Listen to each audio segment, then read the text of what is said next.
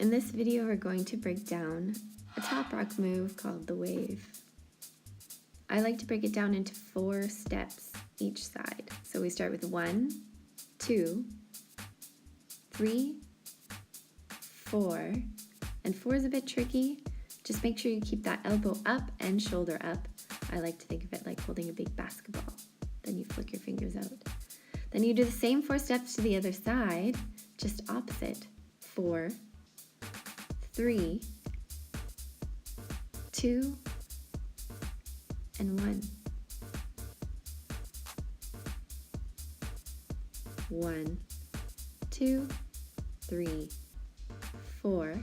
Make sure you hit that 4th. 4, 3, 2, 1.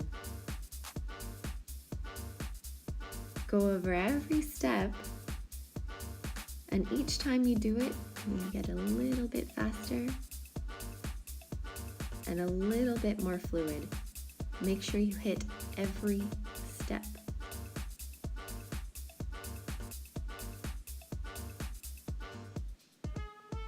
And there you have it.